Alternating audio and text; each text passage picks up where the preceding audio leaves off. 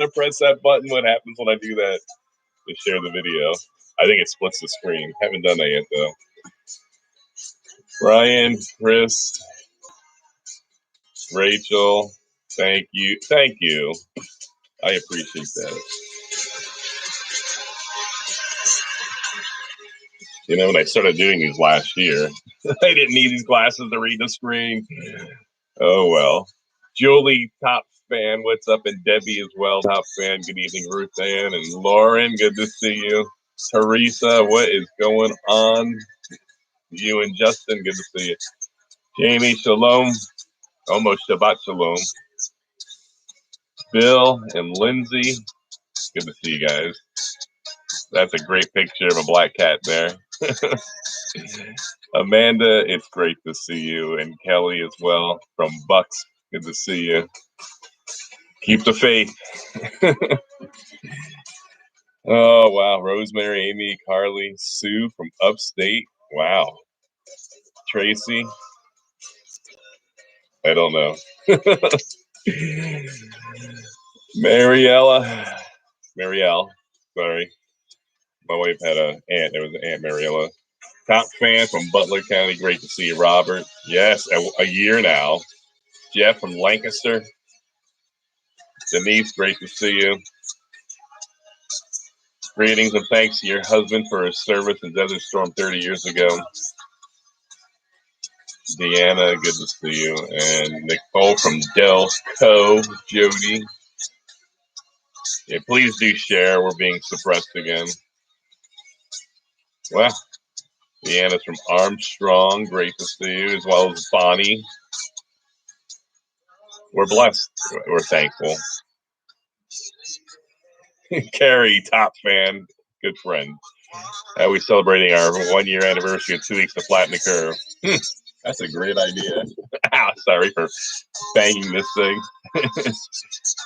Marilyn from Indiana County.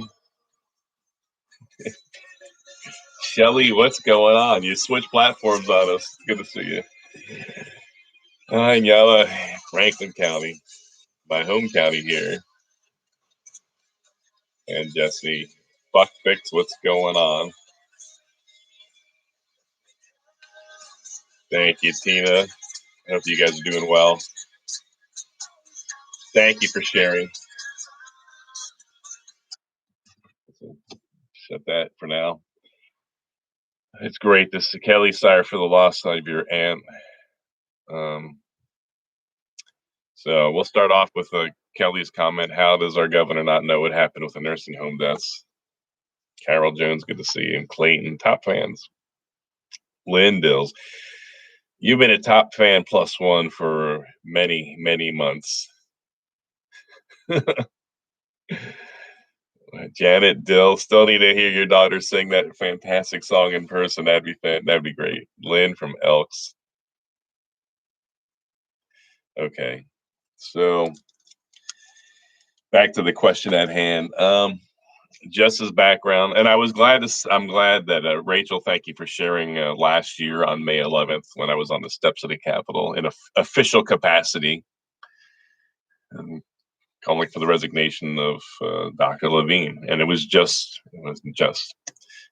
based off of what we knew about the failed policy from 18 March of sending back COVID positive patients, elderly positive, that should have been quarantined and kept at a vulnerable population. But for some reason, without even the threat of not having enough hospital bed space, it doesn't even make sense. Unleashing the plague and then spiking because of that failed policy. Since germ theory was first put forth by Louis Pasteur in the 1870s, since when, with our understanding of germ theory, has anyone deliberately taken, and I'll say without malice, and let me caveat that, without malice, when did we think it'd be a good idea to take COVID positives and drop them in with the most vulnerable population in our state? Pennsylvania sadly led the way. One of 5 states, I think, maybe 6 that did that.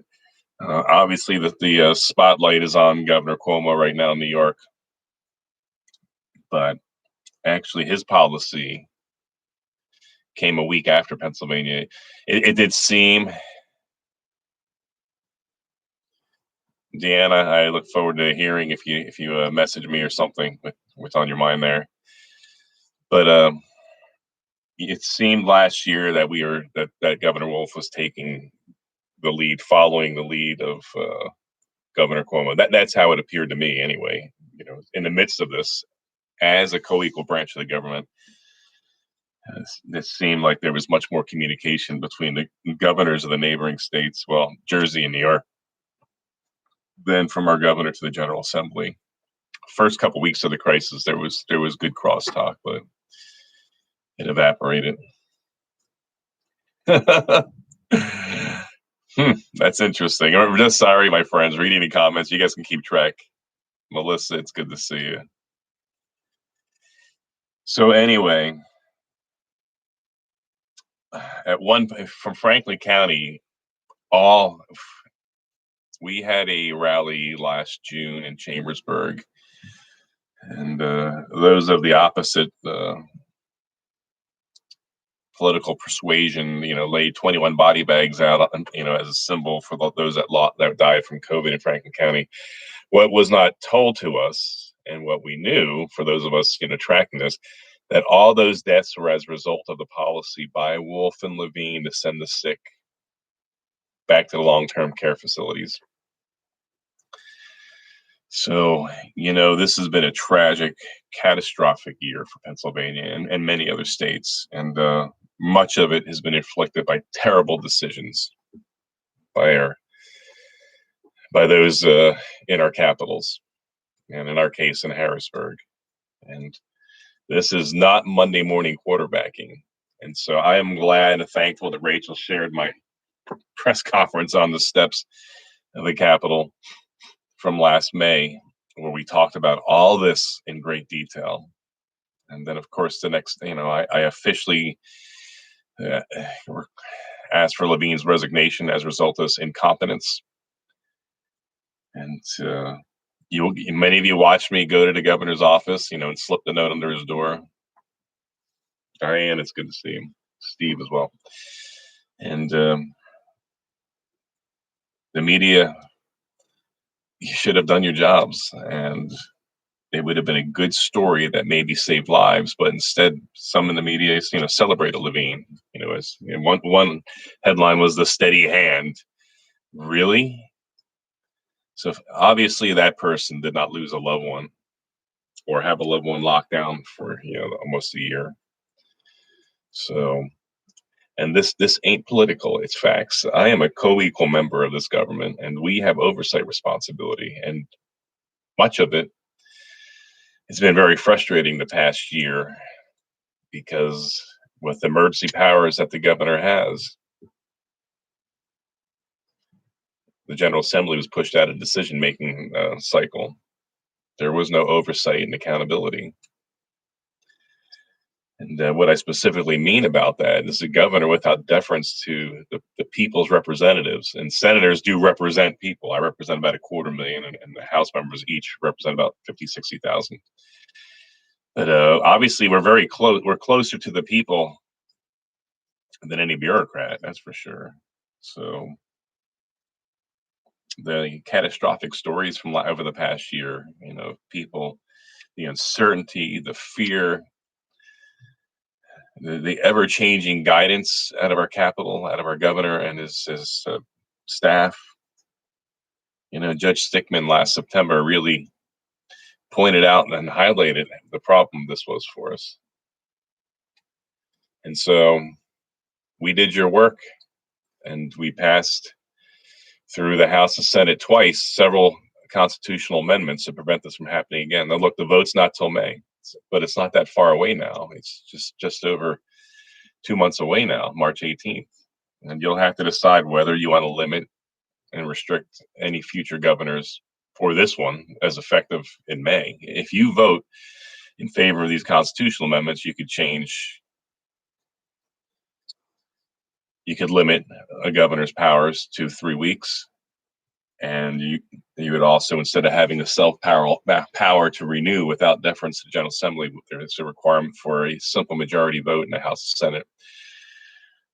That's very fair in my view. My legislation that I proposed last year was actually to limit a governor's powers to 10 days. In that was obviously a reaction to the suffering of the people in Pennsylvania, and clearly that's not a lot of time, because we're not in session every day in Harrisburg. We spent quite a bit of time in our districts, so 3 weeks is a good compromise.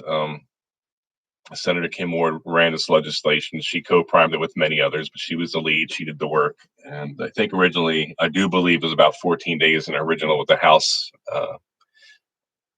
No, hers was a month. Okay, sorry. 30 days. And the House amended it down to 3 weeks. I think 3 weeks is just about right. And so we put before the people now. It was disconcerting and troubling. The arguments against this constitutional amendment was not trusting the people. You'll have to say. It's up to you. If you'd like the executive branch in Pennsylvania to have powers in perpetuity, eternally, that's a word that's used with the American Battlefield Monument Commissions. So we have battlefield monuments and cemeteries around the world. And obviously, with my time in Europe, we spent quite a bit of time at many of the cemeteries, especially in the Meuse-Argonne, the 1918 largest ever battle for America. But we did not keep any French soil except for those that bury our dead. And the French agreed to give this land or American heroes to the United States of America in perpetuity, eternally. So anyway, back to just explaining how you strange words you learn, in life. And that's how you read that, like, wow, that's an interesting word. But anyway, you know what I mean. Uncle Joe, love him. Sure do wish he was around. So anyway, you'll get to decide if you'd like a governor in the future, including Governor Wolf, starting this spring, to have his powers, in this case, limited to 3 weeks and not being able to self-renew. Right now, the governor has 90 days of emergency powers, and then he self-renews. It doesn't make any sense why in previous years no one thought that this would be a bad idea to give so much power to one person. I think things would have been much better had there not been this, almost, it's an automatic renewal, without deference. If he chooses not to talk with the House and Senate, he's not compelled to. So why should he? Doesn't have to. Has a second term. There's no reason. So thank you, Kathy. And I know I do appreciate that. And Cindy's right. From 2 weeks to nearly a year, destroyed lives, lifestyles, and dreams. Rosemary says, I'm grateful that I was with my parents when they went to be with the Lord years ago.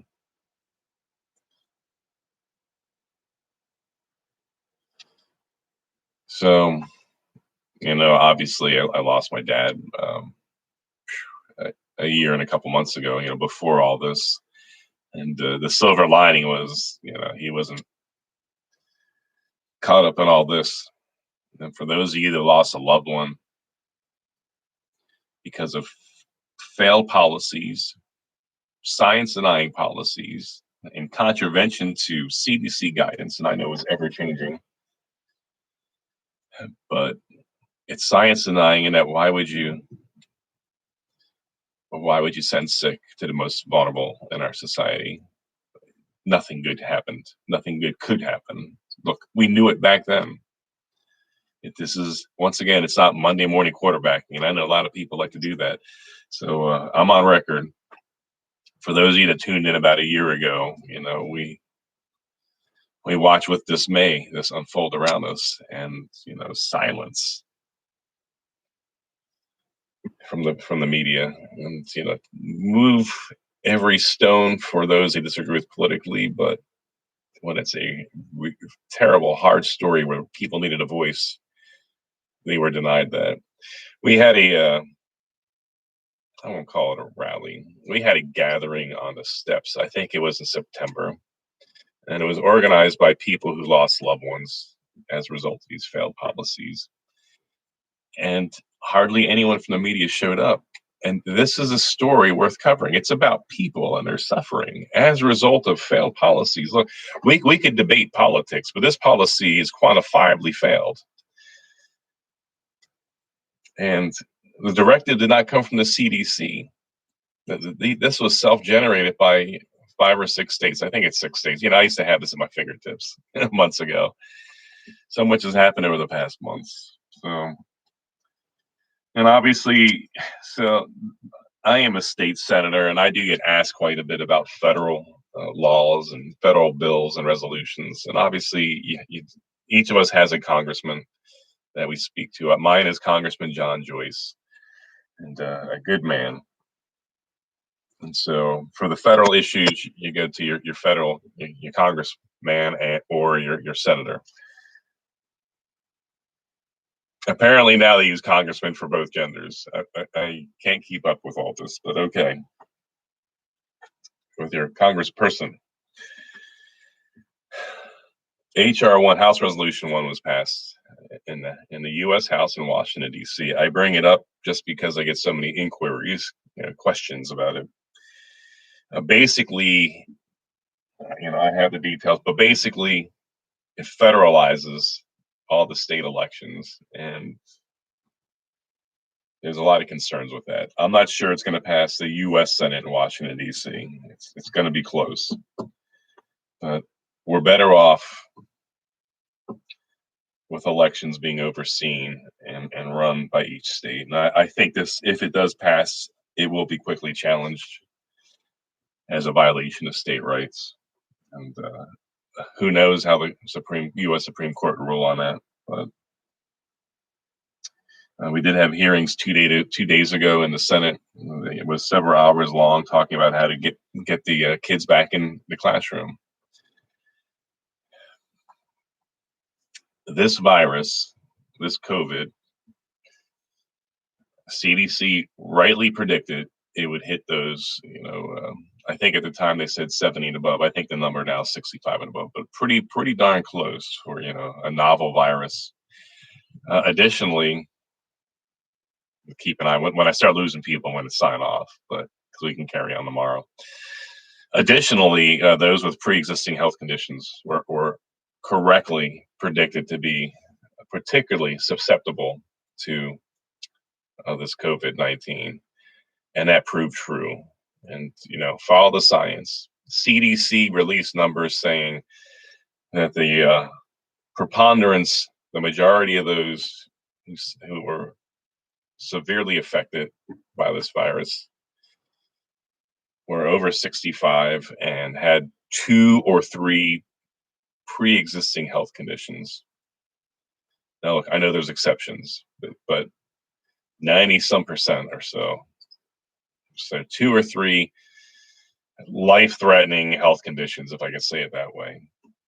And so while we're having this hard debate about sending kids back in the classroom here, it seems to circumvent science, reason, and logic. Last time I checked the data, and I do have the numbers here, I haven't pulled up this week's. I still don't believe we have every death matters, and so discussing the numbers is not to belittle any loss of life ever. But looking at the numbers here objectively, let me just pull it up here. I hope on the other platform you can still see me. I had to hop out. I want to be factual on this here.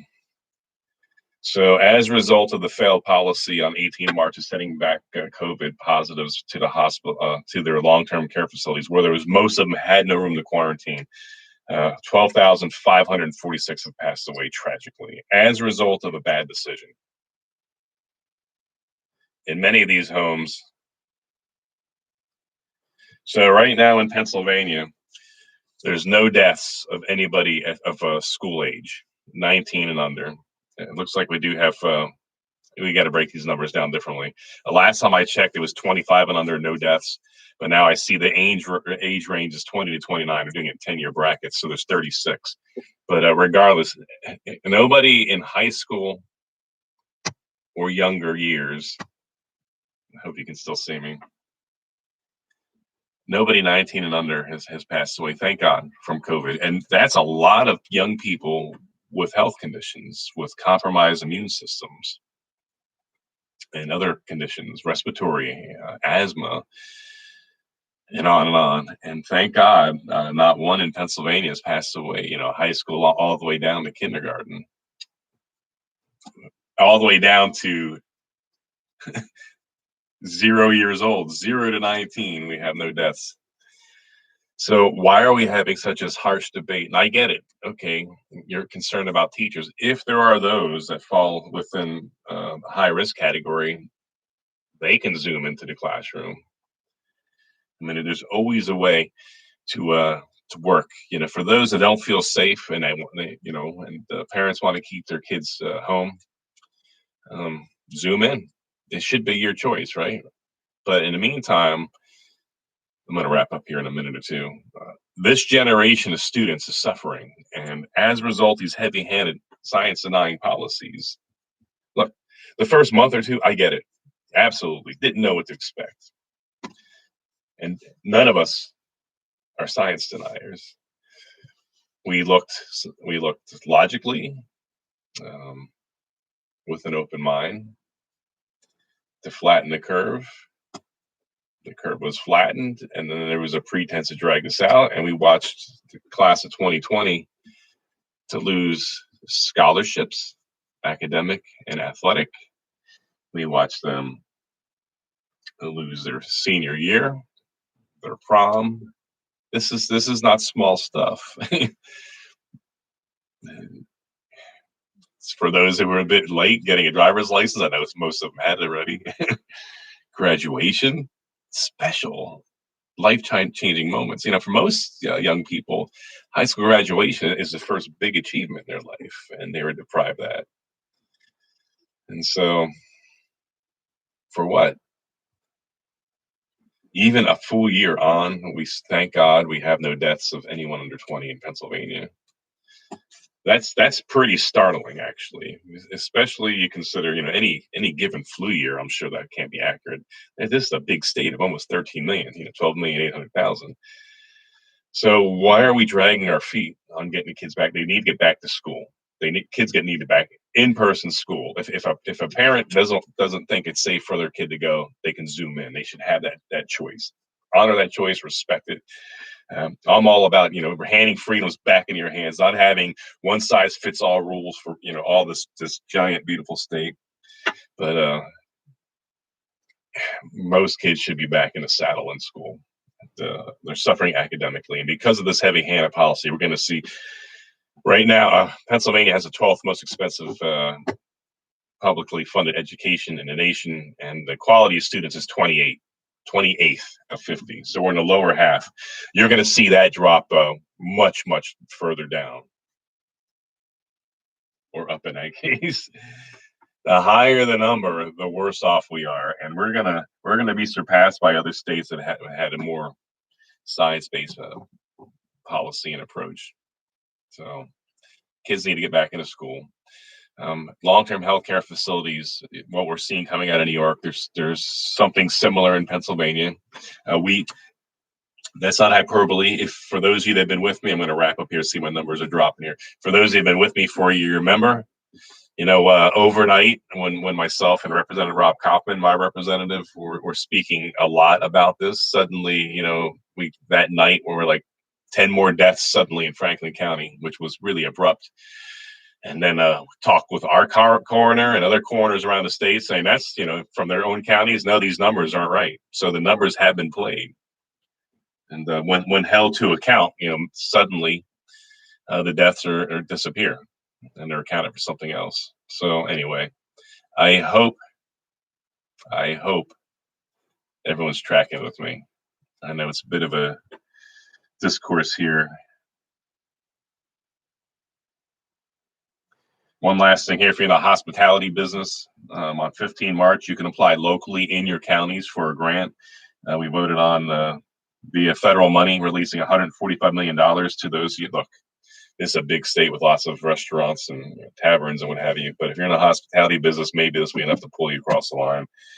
So 15 March, you can apply for in your own county through your local economic development organization for some of this money to help keep you afloat.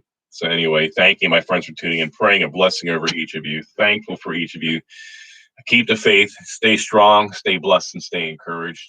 And hopefully hear from you all tomorrow. In the meantime, thank you, my friends, for tuning in. It's great to see you guys here, and Rebbe and I remain thankful for each of you. So, and on the Senate page, I can't talk politics. Just as a reminder, you have to go to the other page. So thank you, my friends. We're appreciative of you guys. Stay encouraged.